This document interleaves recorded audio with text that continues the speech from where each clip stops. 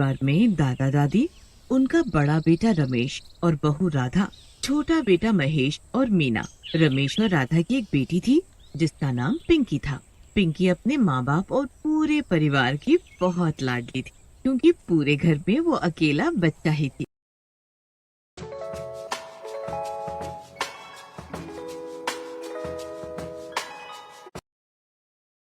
सब उसको खूब लाड प्यार करते थे। और बहुत समय पहले की बात है, एक गांव में एक परिवार रहता था। उस परिवार में दादा दादी, उनका बड़ा बेटा रमेश और बहू राधा, छोटा बेटा महेश और मीना। रमेश और राधा की एक बेटी थी जिसका नाम पिंकी था। पिंकी अपने माँ बाप और पूरे परिवार की बहुत लाडली थी, क्योंकि पूरे घर में वो अकेला बच्चा ही थी। सब उसको खूब लाड प्यार करते थे और उसकी हर ख्वाहिश पूरी करते थे। पर उसकी चाची उसे कुछ खास पसंद नहीं करती थी। एक बार की बात है, जब पिंकी खुशी खुशी पूरे घर में चिल्ला रही थी क्योंकि उसका जन्मदिन आने वाला था।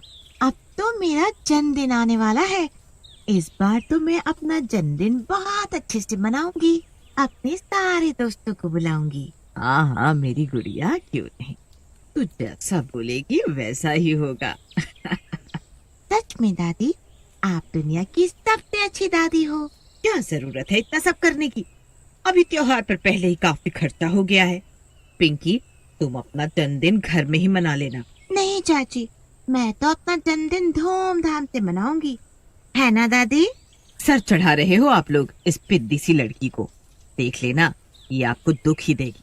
पिंकी की चाची वहाँ से चिढ़कर अपने कमरे में चली जाती है और फिर रात को महेश को पिंकी के जन्मदिन के बारे में बताने लगती है। अरे तुम उससे इतना चिढ़ती क्यों हो? ले देकर एक ही तो बच्चा है घर में, जिससे घर में चहल पहल रहती है। उसका जन्मदिन है तो खुशी मनाओ, तैयारियां करो। यही तो बात है, घर में एक ही बच्चा है, वो भी हमारा नहीं है। अगर पिंकी की जगह मेरा बच्चा होता तो उसका जन्मदिन भी ऐसे ही धूमधाम से मनाया जाता और सब उसको ऐसे ही प्यार करते। लाख समझाने पर भी मीना के मन से पिंकी के लिए वो चिढ़ नहीं निकलती। पिंकी का जन्मदिन बड़ी धूमधाम से मनाया जाता है। मीना भी पिंकी के जन्मदिन पर बेमन से केक खा रही होती है कि तभी उसे उल्टी होने लगती और मीना बेहोश हो जाती। जल्दी से डॉक्टर को बुलाया जाता है। डॉक्टर मीना का चेकअप करती है और सबको उसके माँ बनने की खुशखबरी सुनाती है। क्या सच में पापा बनने वाला हूँ मैं? देखा मीना, आज कितना शुभ दिन है। पिंकी के जन्मदिन पर हमें ये खुशी नसीब हुई। सच में आज मैं बहुत खुश हूँ। अरे राधा, जरा मिठाई तो लेकर आ, सबका मुंह मीठा करो। जी माँ जी, अभी लाई। पूरा घर मीना के माँ बनने की खुशियाँ मनाने लगता है। राधा मीना को उस दिन के बाद से एक काम नहीं करने देती। पिंकी भी बहुत खुश होती है कि कोई उसके साथ खेलने वाला भाई या बहन आ जाएगा। ऐसे ही देखते देखते महीनों निकल जाते हैं। दिवाली का दिन होता है। पूरा घर दिवाली की तैयारियों में लगा होता है। पिंकी को रंगोली बनाने का बहुत शौक होता है। वो घर में सुंदर सी रंगोली बनाती है, घर को पूरा अच्छे से सजा देती है। आखिर में पिंकी सीढ़ियों पर भी दिए लगाने लगती है और अचानक उससे एक दिया वहीं गिर जाता है। अरे ये क्या हो गया? मैं जल्दी से इसे साफ कर देती हूँ, वरना माँ मुझे बहुत डांटेंगी। पिंकी कपड़ा लेने जाती है, पर इतने में ऊपर से मीना सीढ़ियाँ उतरने लगती है। वो सीढ़ियाँ उतर ही रही थी कि अचानक से उसका पैर फिसल जाता है। बचाओ! मीना की आवाज सुनकर जल्दी से सब भागते हुए वहां आते हैं। मीना के सर से खून निकल रहा होता है और वो बुरी तरह चिल्ला रही होती है।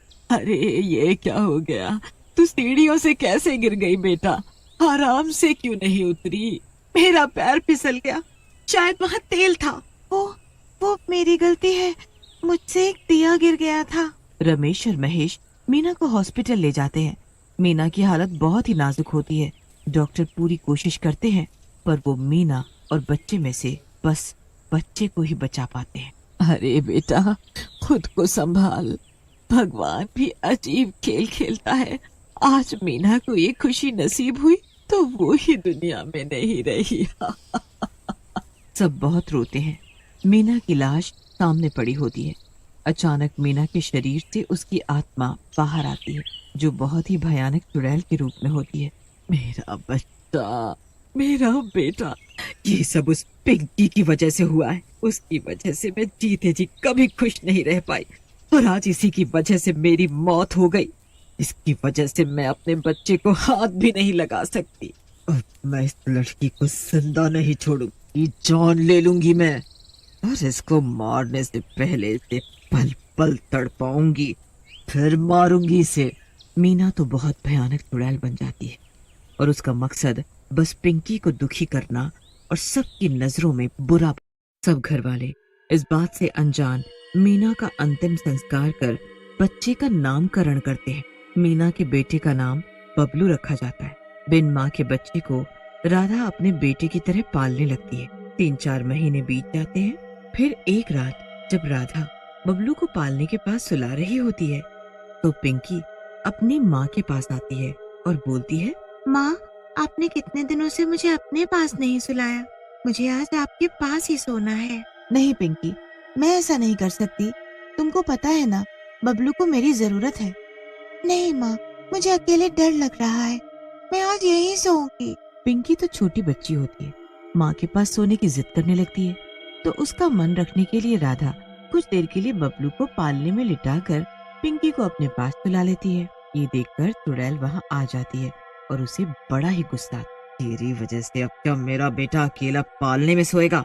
ये तो मैं अभी सबक सिखाती। चुड़ैल चाची अपने जादू से पिंकी के कपड़ों में चींटियां भर देती है, जो पिंकी को बुरी तरह काटने लगती है। मम्मी, मम्मी, मेरे कपड़े में कुछ है, मुझे काट रहा है। कपड़ों में क्या हो सकता है? 1 मिनट, मैं अभी लाइट जलाकर देखती हूँ।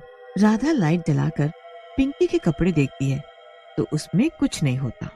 राधा उसे दोबारा सोने को कहती है, पर पिंकी जब दोबारा सोती है तो फिर से उसे कुछ काटने लगता है। पूरी रात बार बार पिंकी अपनी माँ को जगाती रहती है, जिससे राधा इतनी परेशान हो जाती है कि वो पिंकी को जोर से डांट देती है। अब आया ना मजा, बढ़िया, मेरे बेटे की जगह सो। चुड़ैल चाची हर वक्त घर में घूमती रहती, पर किसी को दिखाई नहीं देती थी। वो कैसे न कैसे पिंकी को परेशान करती ही रहती थी, और हमेशा ऐसा कुछ करती है जिससे सबको ये लगता है कि पिंकी बबलू से चिढ़ती है, जबकि ऐसा कुछ नहीं होता। ऐसे ही करते करते 2 साल बीत जाते हैं। फिर एक दिन सब लोग घूमने जा रहे होते हैं, तो चुड़ैल चाची भी पीछे से उनके साथ चल देती। मम्मी, मम्मी, क्या मैं बबलू को अपने साथ ले जाऊं? नहीं बेटा, अभी बबलू बहुत छोटा है, तुम उसे संभाल नहीं पाओगी। अरे नहीं मम्मी, मैं उसे संभाल लूंगी। ठीक है, पर उसका ध्यान रखना। पिंकी बबलू को अपने साथ ले जाती है, दोनों साथ में खूब खेलते हैं। चुड़ैल भी वहीं अपने बेटे को खुश देखकर बहुत खुश हो रही होती है, पर पिंकी को देख उसे जलन होने लगी। इस लड़की को आज कुछ अच्छा सबक सिखाता हूं कि इससे सब लोग हमेशा के लिए नफरत करने लगे। चुड़ैल बबलू को वहाँ से गायब कर देती है। पिंकी अचानक बबलू को गायब होते देख घबरा जाती और उसे जोर जोर से आवाज देने लगती है। आवाज सुनकर बबलू तो नहीं, बल्कि घर के बाकी लोग वहाँ आ जाते हैं। अरे क्या हो गया पिंकी, क्यों बबलू को आवाज दे रही है? दादी, अभी मैं और बबलू साथ में खेल रहे थे, पर अचानक बबलू गायब हो गया। गायब हो गया? ये कैसी बात कर रही हो तुम? बताओ, बबलू कहाँ है? मैं सच बोल रही हूँ माँ, बबलू मेरे सामने से गायब हो गया। तू हमेशा बबलू को नुकसान ही पहुँचाती है, पर इस बार तो तूने उसे गायब ही कर दिया। अब हमें सच सच बता दे। पिंकी रोती रहती है और सबको एक ही बात समझाती रहती है कि उसने बबलू के साथ कुछ गलत नहीं किया, पर उसकी बात पर कोई यकीन नहीं करता। सब लोग बबलू को ढूंढने में ही लगे रहते हैं। काफी देर बाद जाकर बबलू झाड़ियों के पीछे मिलता है। सब लोग पिंकी को खूब डांटते हैं और कोई उससे बात नहीं करता। उसके बाद पिंकी बेचारी अकेली बड़ी उदास उदास रहने लगती है। फिर एक दिन बबलू खेलते खेलते घर के बाहर निकल जाता और रोड तक आ जाता है। वो चलते चलते बिल्कुल रोड के बीच में आ जाता है। दूर तेजी से ट्रक आता है और बबलू को कुचलने ही वाला होता है कि तभी पिंकी स्कूल से घर आ रही होती है कि तभी उसकी नजर बबलू पर पड़ती है। वो अपनी जान की परवाह ना करके बबलू को बचाने रोड पर दौड़ पड़ती है। पिंकी बबलू को तो बचा लेती है, पर उसको बहुत बुरी तरह चोट लग जाती है। लोग जल्दी से उसे हॉस्पिटल लेकर जाते हैं। पिंकी ने मेरे बेटे को बचाने के लिए अपनी जान की परवाह नहीं की, मैं पिंकी को मरने नहीं दे सकती, मुझे उसे बचाना ही होगा। चुड़ैल चाची को खुद पर बहुत गुस्सा आता है और उसे अपनी गलती पर पछतावा भी होता है। वो पिंकी को बचाने के लिए अपनी सारी शक्ति लगा देती, जिससे पिंकी की जान बच जाती है। पर चुड़ैल चाची वहीं की वहीं भस्म हो जाती है। उसके बाद पूरा घर